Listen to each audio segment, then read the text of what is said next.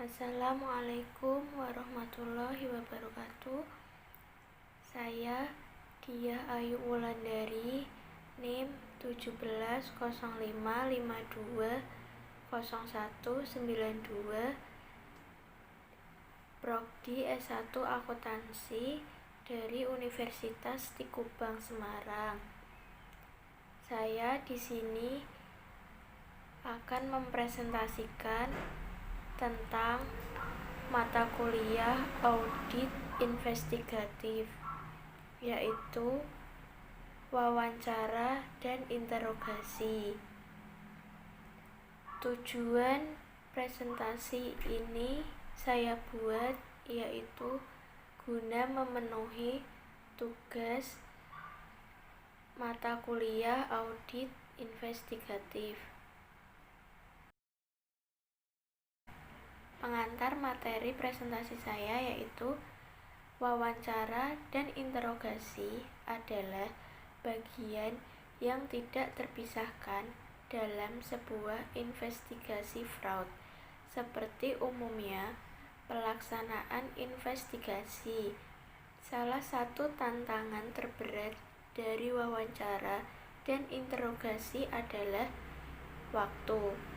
Seorang investigator yang baik harus mampu membuat jadwal dan urutan wawancara yang benar sebelum wawancara yang baik dilakukan, terutama untuk case-case yang melibatkan karyawan atau nasabah atau pihak ketiga terkait dalam jumlah banyak.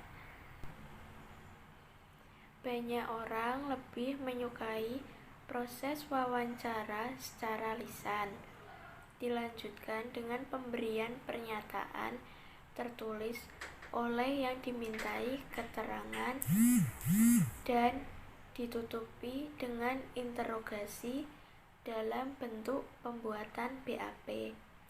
Alasannya yaitu ada dua. Yang pertama, untuk melihat konsistensi dari keterangan yang diberikan, dan alasan yang kedua yaitu terdapat informasi yang kadang tidak tersampaikan pada setiap sesi tersebut, sehingga informasi yang diberikan bisa saling melengkapi satu sama lain. Setelah dilakukan telaah, baru dimulai dengan audit investigatif dengan tujuan untuk mengumpulkan bukti-bukti atau informasi dalam rangka pembuktian atas kasus yang terjadi. Selanjutnya, informasi harus sebanyak-banyaknya dikumpulkan karena informasi merupakan nafas dan darahnya audit investigatif.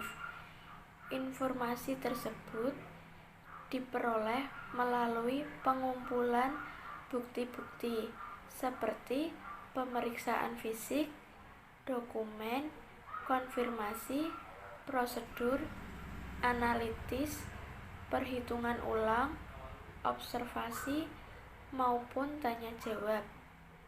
Semua bukti-bukti tersebut biasanya dikumpulkan terlebih dahulu sebelum dilakukan wawancara, karena bukti-bukti tersebut belum lengkap.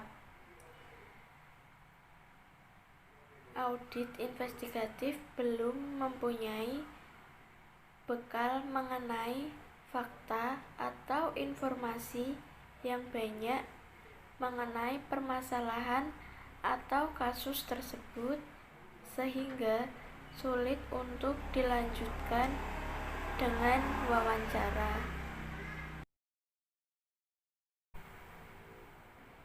Selanjutnya yaitu pengertian wawancara. Wawancara merupakan sesuatu yang sering dilakukan oleh auditor dalam menjalankan tugas audit dan merupakan salah satu teknik dalam pengumpulan keterangan, memahami objek pemeriksaan, menguji keterangan yang telah didapat sebelumnya, melengkapi keterangan yang lain, dan tujuan-tujuan lainnya dari wawancara tersebut. Secara umum, setiap auditor harus menguasai teknik wawancara. Namun, demikian masing-masing orang memiliki sifat, gaya, dan karakter pribadi yang berbeda-beda, baik auditor itu sendiri maupun pihak yang akan diwawancarai.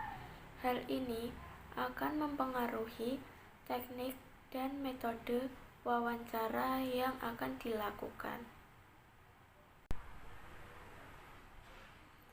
Teknik, waktu, dan tempat pelaksanaan wawancara maupun hal-hal lain yang dilakukan terkait dengan wawancara tidak menjadi masalah dan dapat berbeda antara satu dengan yang lainnya.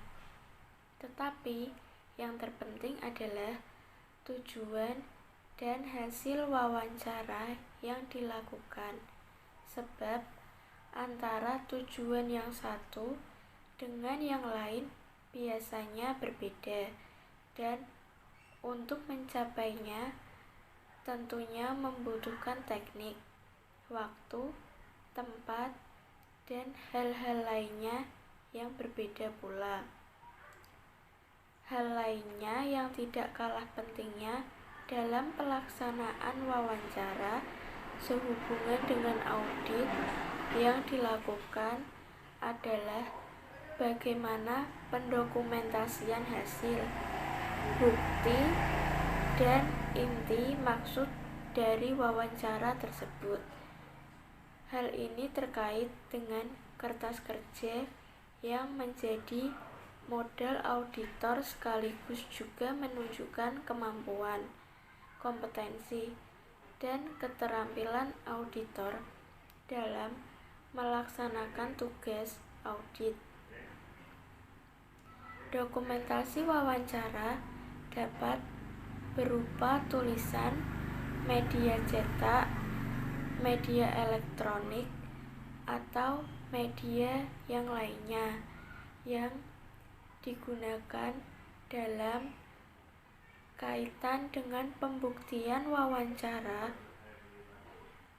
bahwa wawancara benar-benar dilakukan untuk memperoleh informasi yang diinginkan dan tanpa adanya kesan yang mengada-ngada atau melakukan penekanan yang mengakibatkan informasi tidak sesuai dengan adanya atau informasi tersebut tidak sesuai dengan fakta.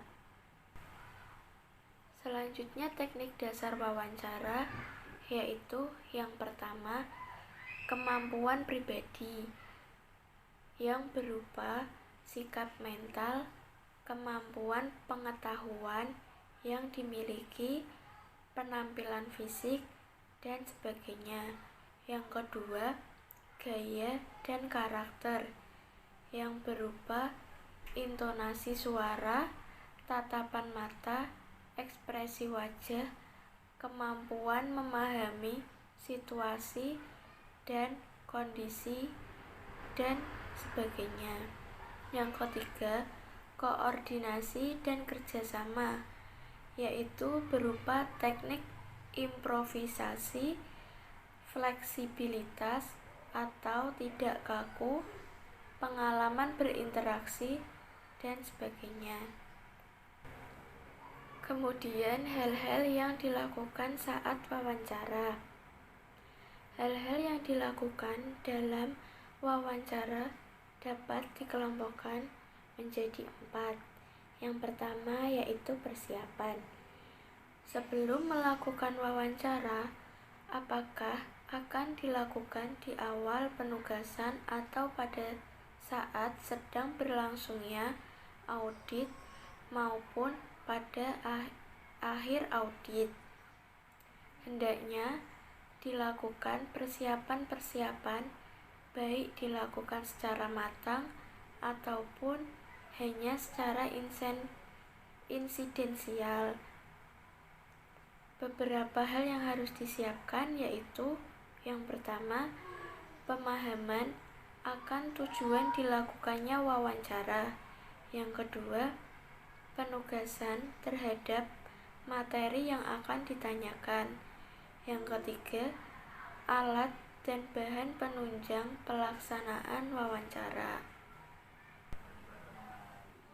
Yang kedua yaitu pelaksanaan. Dalam pelaksanaan wawancara harus menguasai teknik, prosedur, dan situasi atau kondisi. Tidak menutup kemungkinan bahwa wawancara dilakukan tanpa prosedur yang baku ataupun ada hal-hal yang tidak diperkirakan sebelumnya. Hal-hal yang harus diperhatikan dalam wawancara adalah fokus pada materi wawancara, meskipun sesekali mengalihkan, sehingga pihak yang diwawancara tidak merasa tertekan atau terpaksa untuk memberi informasi atau tidak memberi informasi.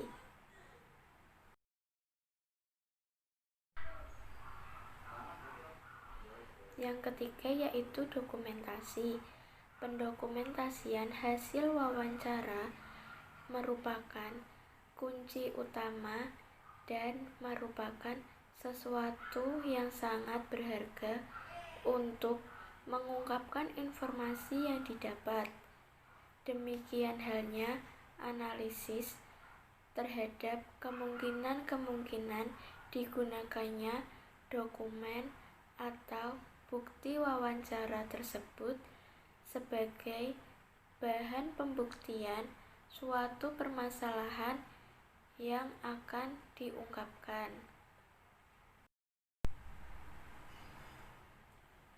Selanjutnya, yang keempat, analisis atau kesimpulan dari interpretasi hasil wawancara.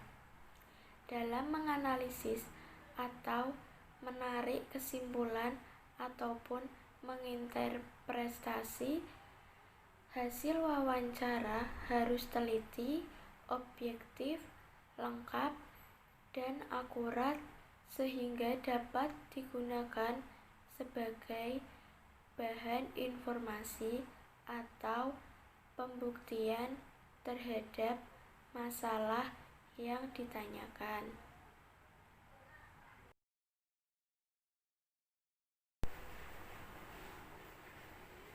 Kemudian selanjutnya yaitu perbedaan wawancara dan interogasi. Yang pertama wawancara. Wawancara bersifat netral, tidak menuduh. Yang kedua, tujuan wawancara yaitu mengumpulkan informasi. Yang ketiga, wawancara biasanya dilakukan pada awal investigasi. Yang keempat, bisa dilakukan dalam berbagai lingkungan atau suasana. Yang kelima, bersifat cair atau tidak terstruktur. Yang keenam, mencatat hasil wawancara dari awal sampai akhir. Kemudian interogasi. Yang pertama, bersifat menuduh. Yang kedua, taktik membuat pernyataan, bukan pertanyaan. Yang ketiga, tujuan dari interogasi yaitu mengetahui yang sebenarnya, apa sebenarnya yang terjadi. siapa yang melakukan, dan berapa jumlah atau nilai fraud. Yang keempat, dilakukan pada lingkungan yang terkontrol, bukan di sembarang tempat. Yang kelima, hanya dilakukan pada saat investigator mempunyai keyakinan memadai mengenai kesalahan seseorang. Kemudian, terdapat 3 tingkat atau saluran yang digunakan untuk komunikasi dalam wawancara. Yang pertama yaitu verbal channel, yaitu ucapan atau perkataan yang keluar dari mulut orang yang diwawancarai, pilihan kata dan susunan kata-kata yang dipergunakan untuk mengirimkan pesan. Dalam metode ini dinyatakan bahwa orang yang berbohong akan cemas karena takut kebohongannya terungkap. Yang kedua, paralinguistic channel adalah ciri-ciri percakapan di luar apa yang diucapkan oleh orang yang diwawancarai. Maksudnya adalah ucapan yang makna sesungguhnya berbeda dari apa yang keluar dari mulutnya. Yang ketiga, non-verbal channel adalah merupakan sikap tubuh, gerak tangan, dan mimik wajah orang yang diwawancarai. Jadi, setiap ucapan selalu diperkuat dan dimodifikasi dengan gerak tubuh atau bahasa tubuh. Selanjutnya yaitu penjelasan tentang verbal behavior. Subjek yang jiwanya sehat dan berinteraksi sosial secara normal akan mengalami kecemasan ketika ia berbohong. Kecemasan bisa timbul dari dalam karena ia tahu perkataannya tidak benar. Ketika subjek berbohong dalam wawancara, gejala-gejala perilakunya mencerminkan kesadarannya untuk menekan atau mengurangi atau menghilangkan kecemasannya tadi.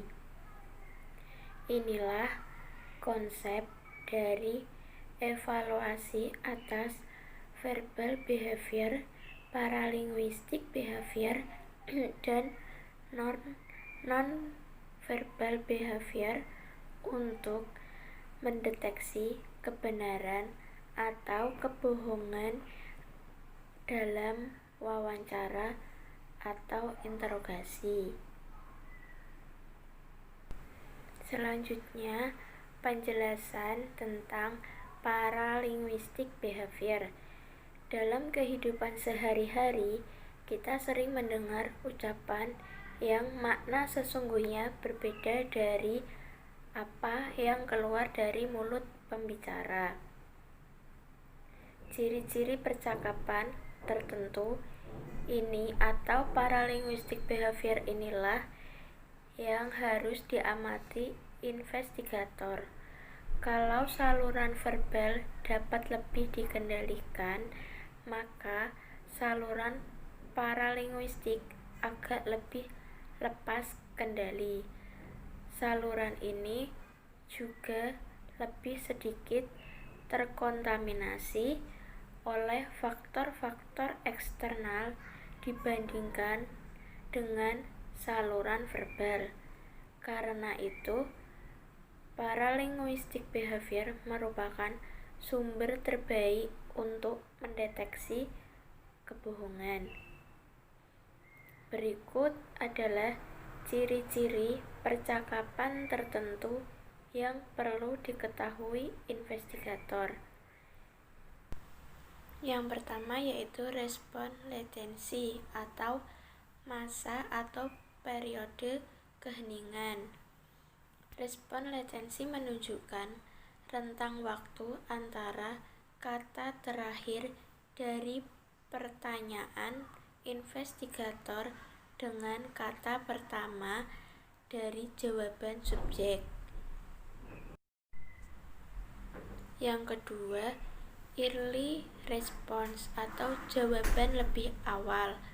Kategori lain dari paralinguistic behavior yang berkaitan dengan ukuran waktu dari suatu jawaban atau response time adalah early response atau jawaban lebih awal. Umumnya, jawaban lebih awal merupakan reaksi dari subjek yang jujur dan terlanjur gugup pada awal wawancara. Subjek yang jujur akan mengulangi jawaban yang lebih awal tadi saat investigator menyelesaikan pertanyaannya. Selanjutnya, respon lag atau panjangnya jawaban.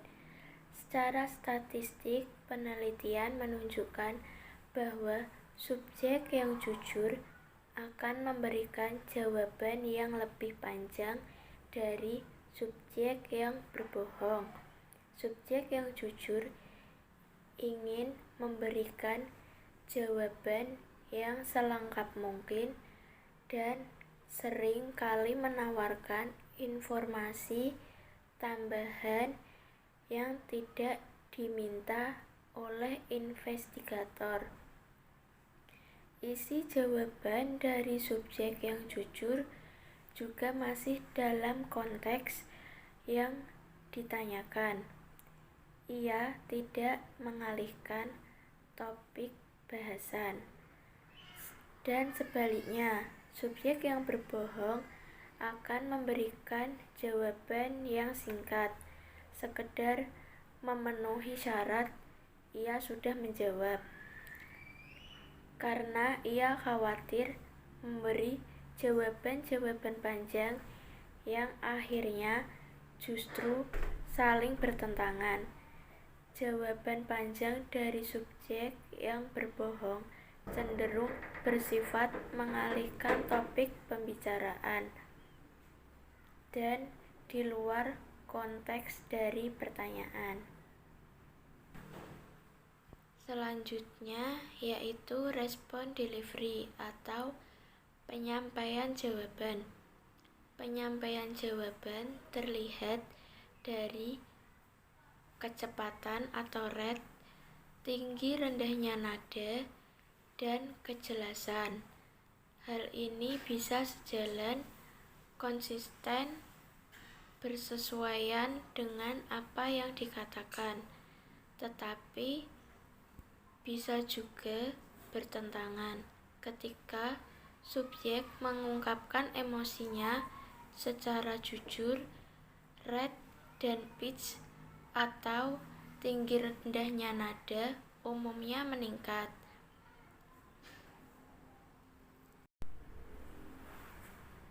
Kemudian continuity of the response atau kelanjutan dari jawaban. Jawaban yang jujur akan mengalir dengan bebas, merupakan tanggapan yang spontan dari apa adanya. Jawabannya mengalir sebagai satu alur pikir, satu kalimat disusul dengan kalimat yang lain, sambung menyambung dan tidak meloncat-loncat dari satu alur ke alur yang lain. Sebaliknya, dalam jawaban dari subjek yang berbohong, ada perilaku berhenti, kemudian jalan atau stop and start behavior. Selanjutnya, Manfaat melakukan wawancara sebelum interogasi, yaitu investigator seringkali melakukan interogasi meskipun ia tidak mempunyai bukti atau petunjuk untuk menuduh seseorang, dan keputusan untuk menginterogasi orang itu didorong oleh keinginan untuk mencari bukti. Kemudian berikut adalah beberapa manfaat melakukan wawancara sebelum interogasi. Yang pertama, sifat tidak menuduh. Dalam wawancara memungkinkan investigator membangun hubungan saling percaya dan menghormati yang tidak mungkin dibangun dalam suasana dan sifat menuduh yang melekat pada interogasi. Yang kedua, selama wawancara, investigator seringkali mengorek keterangan penting mengenai tertuduh yang sangat berharga sewaktu melakukan interogasi. Yang ketiga, ada keuntungan psikologis bagi investigator ketika melakukan wawancara sebelum interogasi. Akan lebih mudah dicapai apabila investigator menawarkan kesempatan kepada tertuduh untuk menceritakan yang sebenarnya melalui wawancara.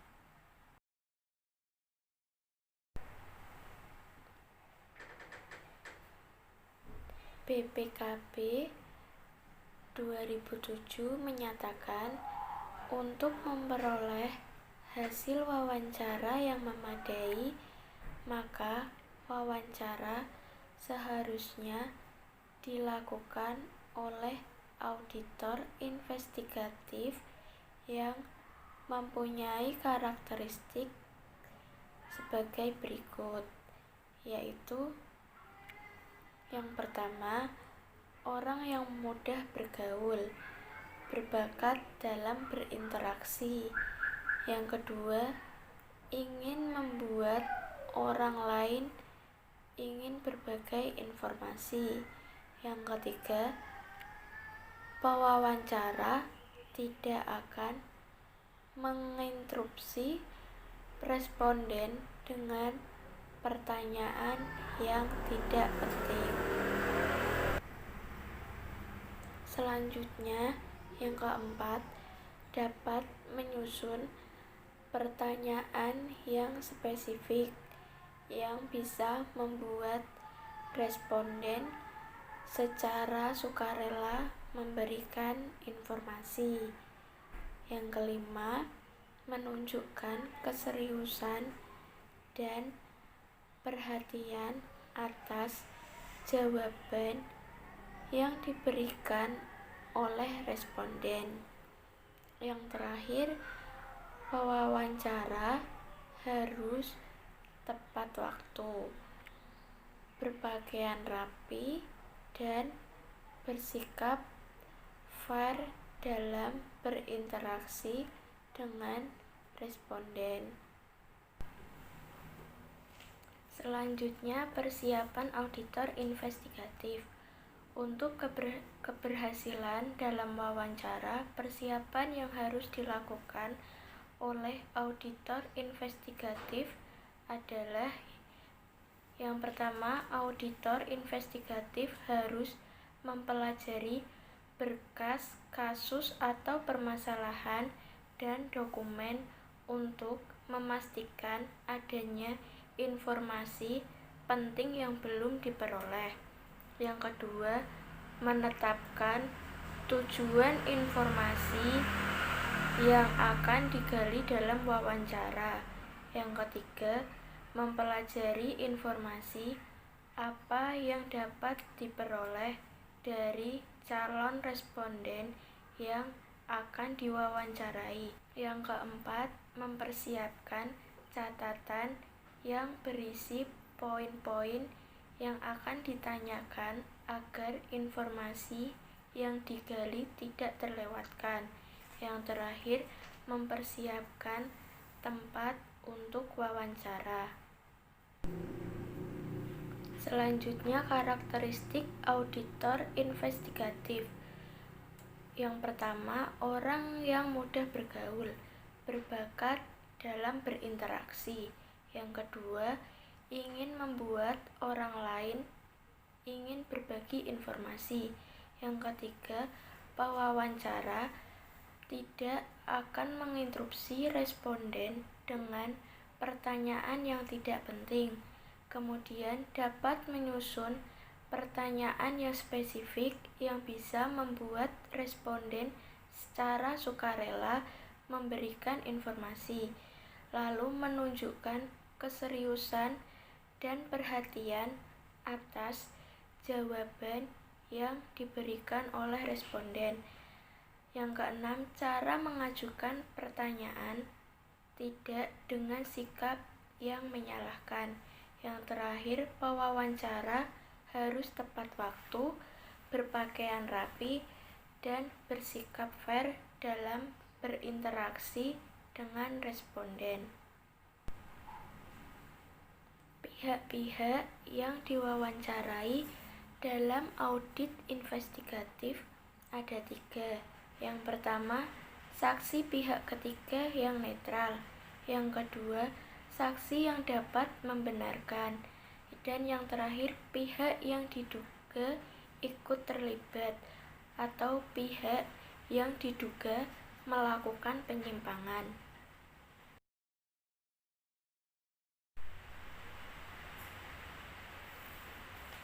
Berikutnya yaitu materi yang kedua, interogasi. Pengertian interogasi adalah suatu upaya yang dilakukan oleh pihak tertentu untuk meminta keterangan kepada seseorang menyangkut kesaksian orang tersebut terhadap pihak lain dan atau dirinya sendiri mengenai suatu aktivitas yang melibatkan pihak lain tersebut atau dirinya sendiri. Orang yang melakukan interogasi disebut dengan investigator. Sebelum melakukan interogasi, investigator sudah harus mengetahui secara mendalam semua investigative information yang relevan tentang kejahatan tersebut, termasuk informasi dari saksi-saksi, informasi mengenai bagaimana kejahatan dan tersangkanya terungkap, informasi latar belakang mengenai tersangka yang akan diinterogasi dan tersangka lainnya, dan lain-lain. Investigator bisa berhadapan dengan tersangka yang emosional atau non-emosional. Subjek yang emosional akan mengalami perasaan bersalah dengan penyesalan yang mendalam, kemudian ketenangan batin yang sangat terganggu, lalu hati nurani yang sangat terusik. Subjek yang non-emosional tidak merasa ada beban. Hati nuraninya tidak terusik dengan kejahatan yang dilakukannya atau konsekuensi dari kejahatan yang dilakukannya. Ia berbeda dari subjek yang emosional.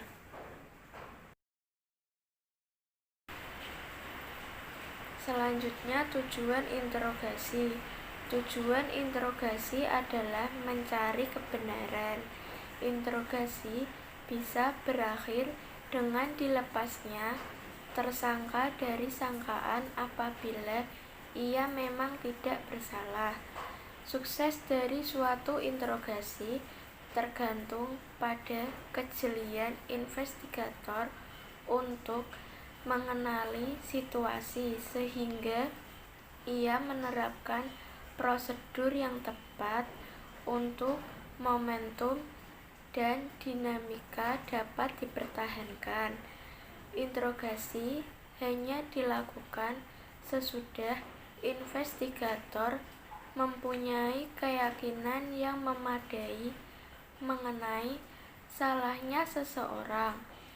Investigator harus mempunyai alasan untuk percaya bahwa seseorang telah berbohong.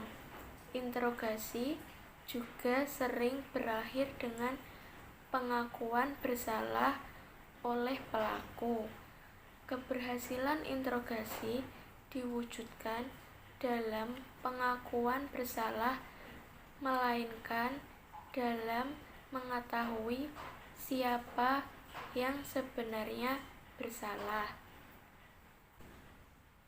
Selanjutnya yaitu langkah-langkah saat interogasi. Yang pertama, direct positive confrontation. Pada awal interogasi, tersangka mengamati investigator secara seksama. Ia menilai apakah investigator yakin bahwa ia bersalah. Tanpa keraguan sedikit pun, investigator menembakkan sangkaannya secara langsung dan mengkonfrontasi tersangka secara tegas. Yang kedua, interrogation theme. Pertanyaan investigator yang berisi tema tertentu atau interrogation theme langsung ditangkap tersangka yang bersalah. Tema-tema itu bisa berupa keadaan keuangan terdesak, manusia lain, atau keadaan sebagai kambing hitam. Suatu perbedaan penting antara tersangka yang bersalah dan yang tidak bersalah adalah pembenaran atau justification untuk melakukan kejahatan. Tersangka yang bersalah melakukan pembenaran atau justification ketika atau sebelum melakukan kejahatan, melemparkan kesalahan, menjauhi dirinya sendiri, dan menginternalisasi pembenaran untuk perilaku yang menyebabkan kecemasan adalah naluri alamiah manusia.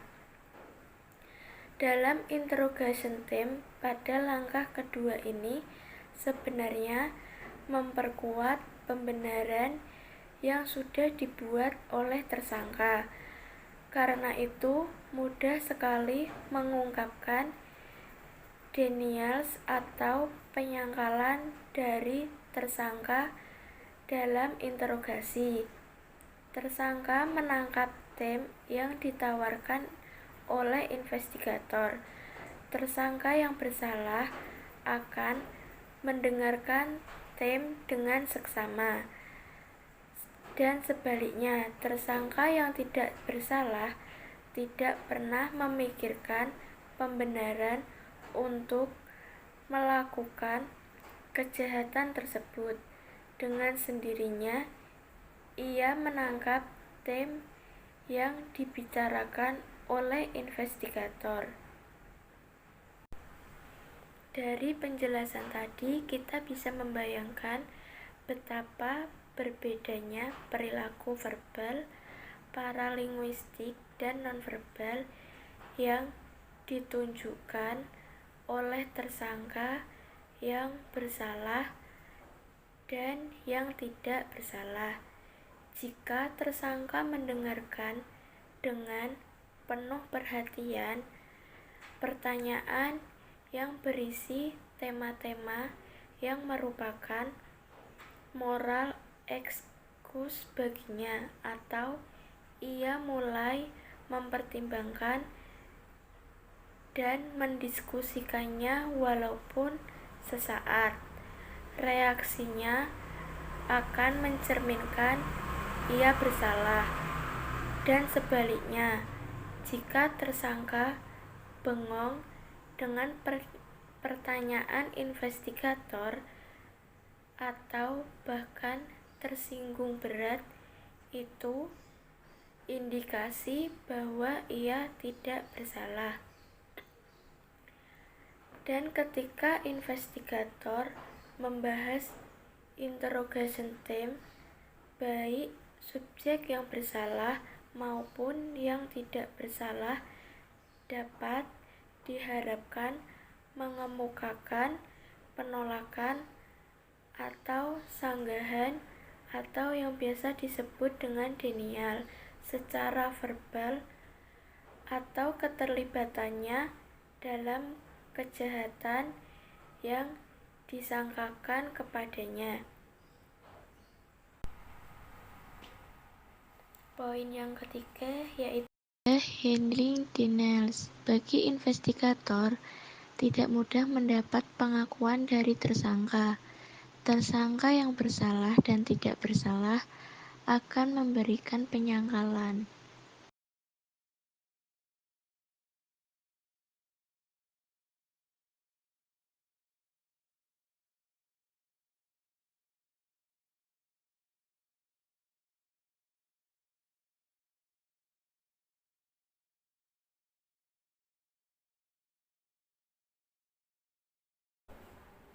langkah yang keempat yaitu overcoming objection.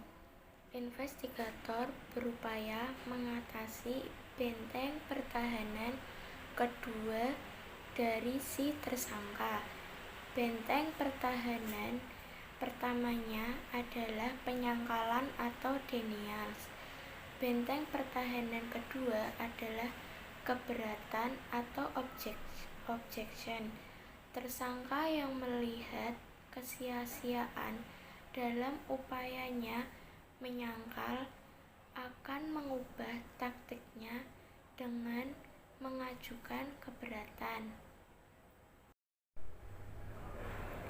Dengan perubahan taktik ini, tersangka mengharapkan dapat mengambil alih kendali percakapan sehingga melemahkan keyakinan investigator bahwa ia memang bersalah.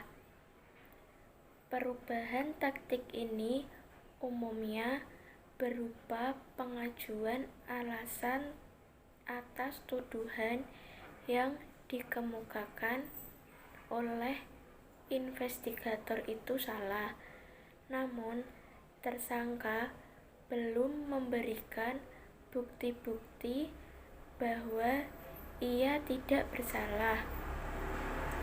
Tersangka tetap mengajukannya dengan harapan akan memperkuat penyangkalannya. Pernyataan-pernyataan tersangka seperti ini disebut objection atau keberatan.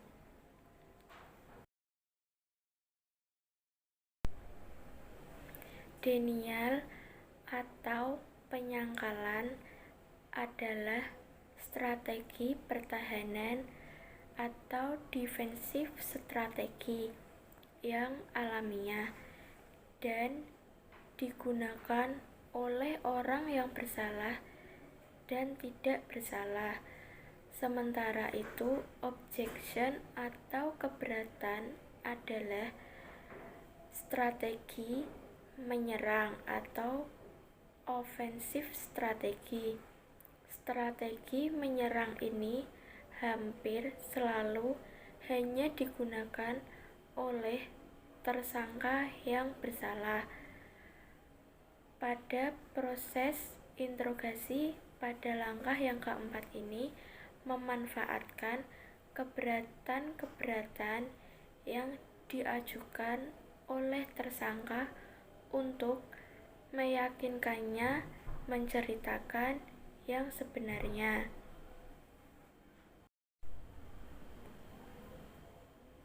Keberatan atau objection yang diajukan oleh tersangka dirumuskannya dalam bentuk alasan ekonomi, agama, jabatan, atau moral mengapa ia tidak akan melakukan apa yang disangkakan kepadanya.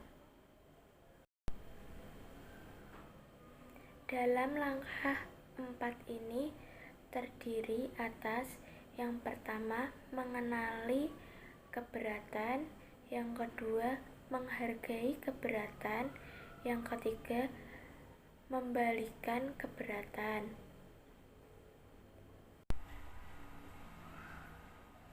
Langkah yang kelima yaitu keeping the suspect attention. Tersangka sudah kehilangan percaya diri untuk terus mengemukakan ketidakbersalahannya. Ia sudah sampai di suatu titik di mana membiarkan investigator berbicara apapun. Ia berdiam diri dan investigator menjadi pembicara tunggal.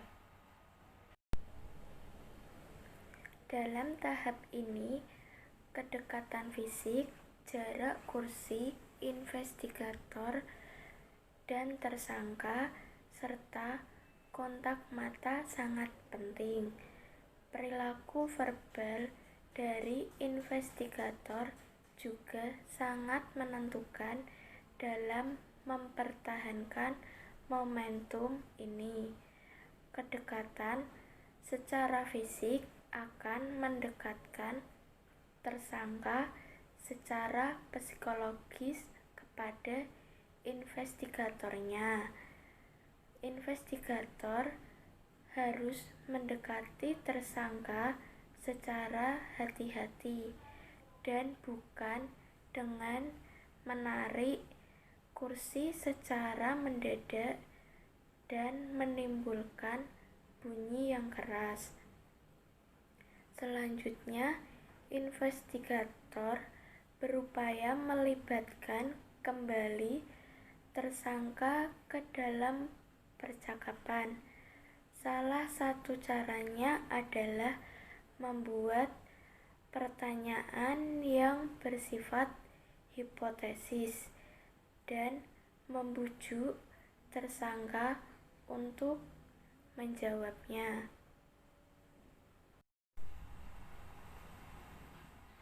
Selanjutnya pada tahap 6 yaitu handling the suspect's passive mode. Pada tahap ini tersangka menyadari bahwa kebohongannya tidak menghasilkan keinginannya atau tidak sesuai dengan keinginannya. Mentalnya berada pada titik terendah. Perubahan ini mengisyaratkan adanya pergolakan di dalam batin tersangka untuk menceritakan kebenaran. Ketika tersangka menunjukkan tanda-tanda memasuki passive mode, investigator berusaha mendekatkan kursinya dan melanjutkan dengan mencari motif. Sekaligus, investigator dapat menyiapkan tersangka untuk alternatif question pada langkah selanjutnya.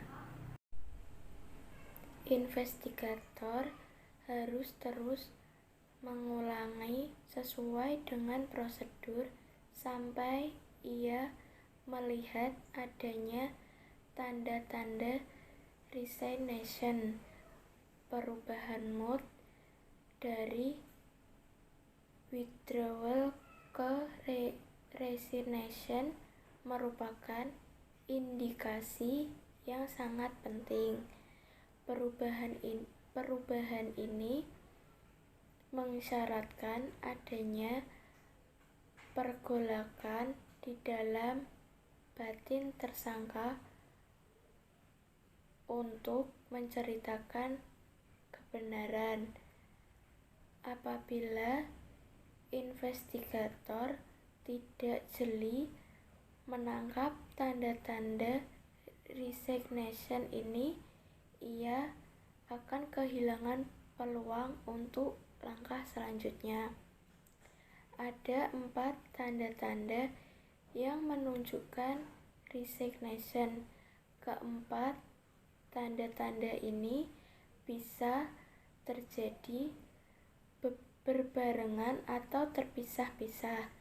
Tanda-tanda itu adalah perubahan dalam posisi lengan atau tungkai, sikap nonverbal yang menandakan persetujuan, perubahan dalam postur, dan perubahan dalam kontak mata. Yang pertama, perubahan dalam posisi lengan dan tungkai. Pada dasarnya, ini adalah perubahan yang menunjukkan tersangka lebih terbuka dan membuka pertanyaannya. Sikap bertahan ditunjukkan dengan menyilangkan tangan ke dada dan menyilangkan satu ke tungkai yang lain. Dalam resignation, tersangka melepas silangan tangan atau kakinya.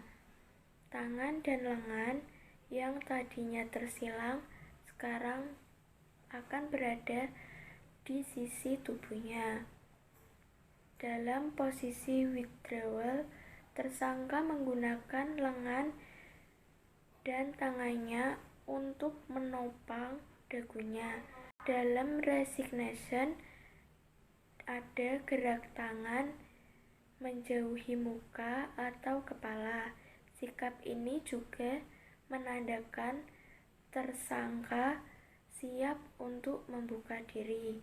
Yang kedua, sikap nonverbal yang menandakan persetujuan, yaitu kepala mengangguk-angguk mendengarkan pernyataan berisi tema-tema yang dibuat investigator, menunjukkan ia setuju dengan perkataan investigator. Ia telah menghayati pesan-pesan tersebut dan ia menginternalisasikan pesan-pesan tersebut ke dalam batinnya. Yang ketiga, perubahan dalam postur. Mengubah postur, khususnya yang ke arah posisi investigator, mengarah ke depan atau frontal alignment merupakan pertanda bahwa ia siap menceritakan kebenaran. Kemudian, perubahan dalam kontak mata. Tanda-tanda yang sangat bisa dipercaya bahwa tersangka sedang mempertimbangkan untuk menceritakan kebenaran adalah ekspresi wajah, khususnya yaitu kontak mata. Kalau dalam kondisi withdrawal, ia melihat ke langit-langit atau ke samping. Ketika memasuki resignation, matanya menatap ke bawah. seiring dengan kepala yang tertunduk. Perubahan tatap muka menandakan bahwa tersangka dalam keadaan feeling mood. Tersangka berada dalam suasana batin yang penuh perasaan. Ia mengalami emosi yang signifikan.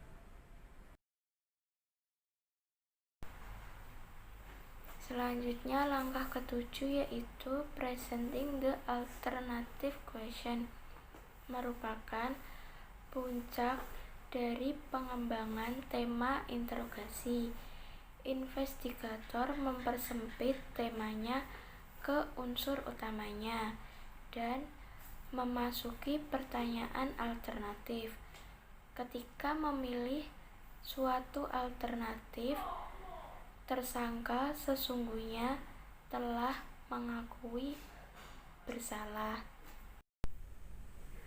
Seseorang yang tidak bersalah jangan diharapkan akan memberi pengakuan sekedar karena investigator mengajukan pertanyaan pilihan. Tersangka mengaku karena keinginannya untuk mengaku. Apa alasannya?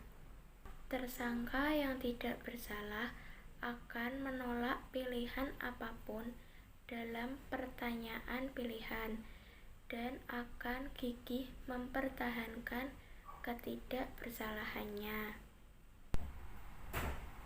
Selanjutnya langkah ke-8, bringing the suspect into the conversation.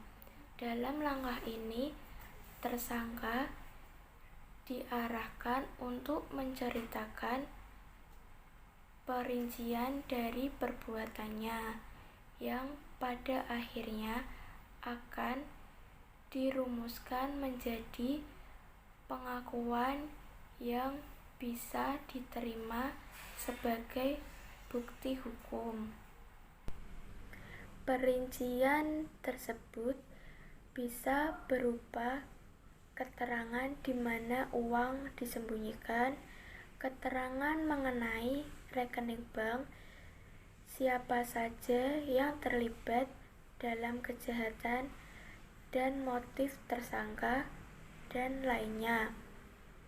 Pada awal langkah ke-8 ini, hanya seorang investigator yang berada dalam ruang interogasi. Kehadiran orang lain akan membuat tersangka segan mengakui perbuatannya, apalagi memberikan perinciannya. Ketika investigator ini puas dengan pengakuan lisan dan perincian dari pengakuan lisan tersebut, investigator meminta investigator lain menyaksikan pengakuan lisan tersangka. Jika ada investigator kedua yang menyaksikan pengakuan lisan, maka tersangka umumnya tidak akan menolak memberikan pengakuan tertulis dalam langkah selanjutnya. Ia menyadari sudah memberi pengakuan di hadapan dua orang. Mengapa ia harus menolak memberi pengakuan tertulis? Seandainya ia menolak memberi pengakuan tertulis, ada dua orang investigator yang dapat memberi kesaksian. Langkah terakhir atau langkah 9 yaitu the written confession. Pada puncaknya, tersangka memberikan pengakuan secara tertulis. Kelemahan dari cara ini adalah pengakuan tertulis ini tidak menggunakan atau tidak sepenuhnya menggunakan kata-kata, kalimat atau bahasa tersangka. Kemudian hari, tersangka menyangkal memberi pengakuan tersebut. Penyangkalannya lebih mudah diterima orang-orang yang mendengarnya berbicara di pengadilan karena struktur kalimat dan ungkapan bahasanya berbeda dengan apa yang tertulis dalam berita acara. Sekian presentasi dari saya. Apabila ada kata-kata yang kurang dipahami dan selebihnya saya mohon maaf dan saya ucapkan terima kasih. Sebagai penutup presentasi, saya ingin mengutip kutipan dari Winston Churchill. Ia mengatakan, "Apa yang Anda tahu tidaklah penting, tetapi apa yang Anda lakukan dengan apa yang Anda tahu itu jauh lebih penting." Wassalamualaikum warahmatullahi wabarakatuh.